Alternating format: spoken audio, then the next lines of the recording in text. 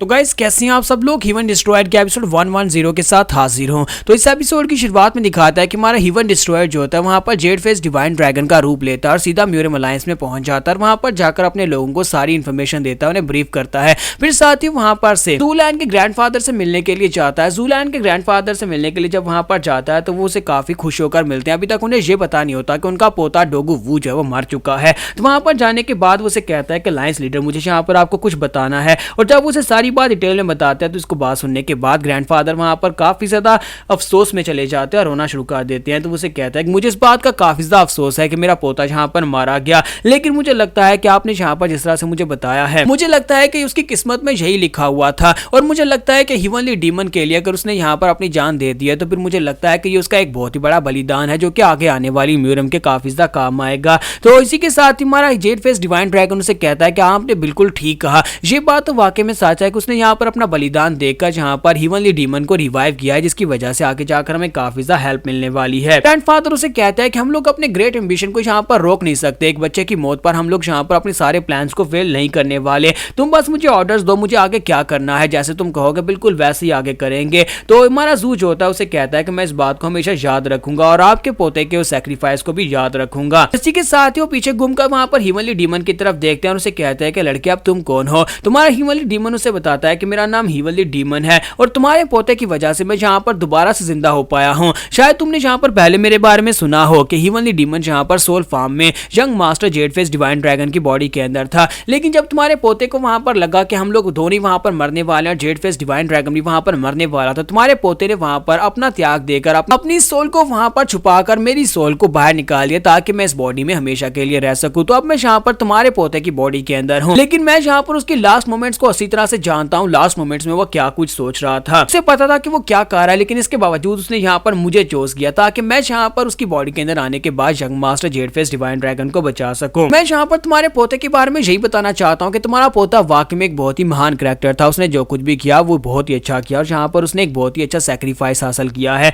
तो ग्रैंडफादर उसकी बात सुनने के बाद काफी ज्यादा खुश हो जाते हैं और कहते हैं कि मुझे इस बात की बहुत ज्यादा खुशी है कि मेरा पोता जो है वो यहाँ पर एक अच्छा काम करके गया है। अब ग्रैंडपा को सारी डिटेल्स बताने के बाद और साथ ही डोगू वू की मौत की इन्फॉर्मेशन देने के बाद हमारा जेड फेस डिवाइन ड्रैगन होता है वहां पर से चल पड़ता है, जबकि ग्रैंडफादर जो होता है वहां पर हीवनली डीमन में अपने पोते को देख रहे होते हैं, क्योंकि असल में ये बॉडी तो उसके पोते की है। हालांकि अब यहाँ पर हीवनली डीमन उस बॉडी में रह रहा है तो वो काफी ज्यादा खुश हो रहा होता है कि यहाँ पर उनका पोता यहाँ पर किसी ऐसे के काम आया जो काफी ज्यादा फेमस है। फिर साथ ही वहां पर उनके हाथों की तरफ देखते हैं, हाथ कांप रहे होते हैं। तो वो कहते हैं क्योंकि रात होने वाली है तो मुझे लगता है कि हीवनली मॉन्क यानी कि मास्टर हुइनिंग जो है वो बॉडी के अंदर एक्टिव होने वाले हैं, क्योंकि दिन के वक्त यहाँ पर ग्रैंडपा रहते हैं और रात के वक्त यहाँ पर मास्टर हुइनिंग उसकी बॉडी के अंदर आ जाते हैं। तो यहीं पर से नेक्स्ट सीन जो होता है हमें वाटरफायर एडोब का दिखाया जाता है, जहाँ पर डोगू ज़ूलैंड रहती है। तो डोगू ज़ूलैंड जो होती है अपने रूम में बैठी वहां पर हमारे ज़ू को याद कर रही होती है, क्योंकि वो पिछले कई महीनों से यहाँ पर अकेली थी। और इसी के साथ जब वो सोच रही होती है तो उसे पीछे से आवाज आती है। हमारा ज़ू वहां पर आता है और उसे ज़ूलैंड कह के पुकारता है। तो वो कहती है कि लगता है कि मुझे उसकी इतनी याद आ रही है, क्या मुझे उसकी आवाज भी आ रही है।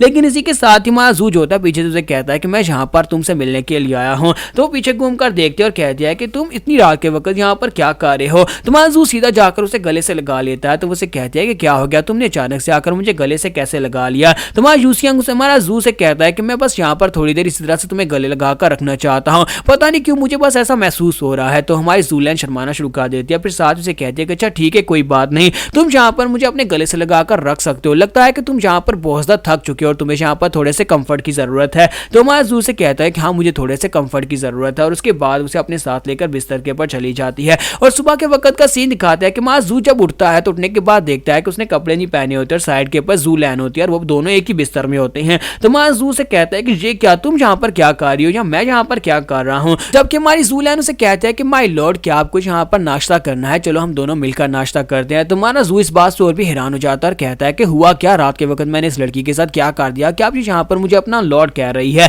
फिर साथ ही वो लास्ट सीन को याद करता है कि लास्ट नाइट में उसने क्या किया था। लास्ट नाइट के वक्त वो जब यहाँ पर हीवनली डीमन के पास से उठकर जाने लगा तो हीवनली डीमन अपने पास से स्पेशल वाइन निकालता है और उसे कहता है कि चलो जल्दी से आओ और मेरे साथ आकर बैठकर पियो। तो वो कहता है कि नहीं मुझे ये नहीं पीनी क्योंकि मुझे चढ़ जाती है। तो वो कहता है कुछ भी नहीं होता, एक ग्लास से तो कुछ भी नहीं होगा, जल्दी से आ जाओ। तुम यहाँ पर अपने आप को heaven destroyer jade face divine dragon कहते हो, लेकिन अगर तुमने कभी वाइन नहीं पी तो फिर तुम्हारी जिंदगी का क्या फायदा। तुम्हारा ज़ू जो होता है उसकी बातें सुनने के बाद उसकी बातों में आ जाता है और जाकर एक गिलास पी लेता है। तुम्हारा ज़ू कहता है कि उस कमीने हीवनली डीमन ने मुझे वहां पर एक वाइन का गिलास पिला दिया था और उसके बाद लगता है कि मैं टल्ली होने के बाद सीधा यहाँ पर जूलैंड के रूम में आ गया। जबकि हीवनली डीमन ने ये सब कुछ जानबूझकर किया था। उसने उसकी वाइन के अंदर एक स्पेशल पोशन डाला हुआ था, जो उस पोशन को क्रिम्सन ब्लॉसम लव कहा जाता है। एक बहुत ही कमाल का पोशन जिससे कि आपके इनर बॉडी जो है वो पूरी तरह से एक्टिवेट हो जाती है और आपकी इनर ख्वाहिशात जो होती हैं वो जागती हैं। तो माजू कहता है कि उस कमीने हीवनली डीमन की वजह से मैंने यहाँ पर ये क्या कर दिया। लेकिन जैसे ही वहां पर जूलैंड के मुस्कुराते हुए चेहरे की तरफ देखता है तो वो भी काफी ज्यादा खुश हो जाता है और कहता है कि मुझे लगता है कि उसने जो कुछ भी किया उसके बाद मैंने जो कुछ भी किया वो ठीक ही किया होगा और मुझे लगता है कि यही सही वक्त था ये सब कुछ करने का। और वो भी शर्माना शुरू कर देता है और कहता है क्यों नहीं माई लेडी, चलो चल के नाश्ता करते हैं। और यहाँ पर से नेक्स्ट सीन जो होता है हमें डाइया एस्कॉर्ट एजेंसी का दिखाया जाता है। डाइया एस्कॉर्ट एजेंसी जो है वो ग्रेट मर्चेंट एसोसिएशन के नीचे काम करती है। तो ग्रेट मर्चेंट एसोसिएशन जो कि हीवनली पैलेस के अंडर काम करती है, तो वहां पर एक बंदा जो होता है डाइया एसोसिएशन का जो मास्टर होता है उसके पास एक बंदा आता है और आकर उसे सारी खबर देता है और कहता है कुछ बहुत ही बुरा हुआ है मास्टर, एक बहुत ही बुरी खबर है। हमारे 24 कैरेजेस जो यहाँ पर से निकले थे उन 24 कैरेजेस में 24 कारवान निकले थे, उनमें से 23 के ऊपर अटैक हुआ, सभी लोग मर गए और सारे का सारा सामान लूट गया है। ये बात सुनने के बाद मैनेजर उसे कहता है तुम्हारा दिमाग तो नहीं खराब हो गया, ये क्या बकवास कर रहे हो कि सभी लोग मारे गए, उनमें से 23 कैरेजेस के ऊपर अटैक हुआ और सभी सामान लूट गया है। मैनेजर उसे कहता है कि मुझे यहाँ पर डिटेल में रिपोर्ट बताओ क्या है, यहाँ पर हुआ क्या है। तो वो बंदा उसे कहता है कि सर डिटेल में रिपोर्ट तो मेरे पास भी नहीं है, कैरेजेस का सारा सामान लूट चुका है, तकरीबन हर एक कैरेज के अंदर 1000 गोल्डन टील्स थे जो कि चोरी हो गए और साथ ही सभी लोग मर चुके हैं। और वहां पर जो एनर्जी के ट्रेसेस मिले हैं वो ऑर्थोडॉक्स के भी हो सकते हैं और डिमोनिक के भी हो सकते हैं, क्योंकि वहां पर दोनों तरह की एनर्जीज महसूस हुई हैं।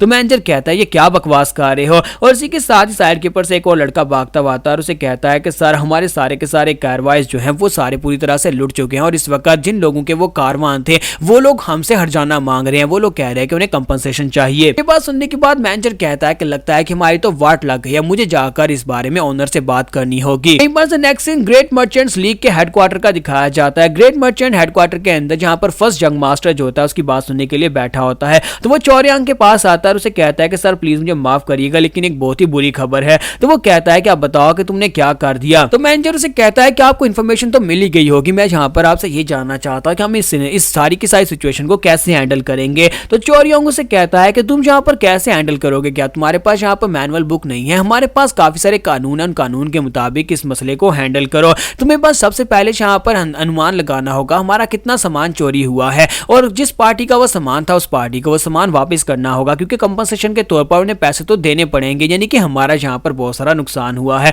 और साथ ही वो गुलदान को उठाकर वहां पर ग्राउंड के ऊपर फेंक देता है और गुस्से के साथ उससे कहता है कमीने कहेंगे क्या तुम्हें पता भी है कि यहाँ पर हमारा कितना नुकसान हो गया है, हमारे कितने लोग मारे गए और सारे के सारे लोगों के ऊपर एक साथ अटैक कैसे हो सकता है। इसके साथ ही हमारा फर्स्ट जंग मास्टर से पूछता है कि बताओ कि हमारे क्लाइंट कौन थे। तो वो कहता है कि हमारे क्लाइंट ज्यादा नहीं थे, जितने भी कैरेजेस थे सभी में एक ही क्लाइंट का सामान था और वो गोल्डन टोड बैंक से थे। अगर आप सभी लोगों को याद नहीं है तो गोल्डन टोड बैंक जो है वो यहाँ पर हमारे हीवन डिस्ट्रॉयर यानी कि यंग मास्टर जू के अंडर काम करता है। तो चौरियांग से कहता है कि अच्छा मुझे ये बताओ कि बाकी के जो थे वो सारे के सारे कॉन्वॉयज किसके थे। तुमने कहा ना कि 24 कॉन्वॉयज को वहां पर भेजा गया था, 24 कॉन्वॉयज को लूटा गया है और सारे के सारे यहाँ पर उनके ओनर्स के नाम बताओ किन लोगों ने वहां पर सामान ऑर्डर किया था। तो इसी के साथ ही वो जो मैनेजर होता है वो कहता है कि सर हैरानी की बात यह है कि 24 कैरेजेस में हर एक कैरेज के अंदर सामान जो था वो गोल्डन टोड बैंक वालों का ही था। तो ये बात सुनने के बाद हमारा यंग मास्टर चौरियांग जो होता है वो काफी ज्यादा हैरान होता है। तो यहाँ पर हमारी एपिसोड 110 का एंड करेंगे और नेक्स्ट एपिसोड में देखेंगे क्या ये लोग यहाँ पर इस बारे में पता लगा पाएंगे कि ये सारे का सारा प्लान किसका है, क्या इन्हें पता चल जाएगा कि ये यंग मास्टर जू का प्लान है।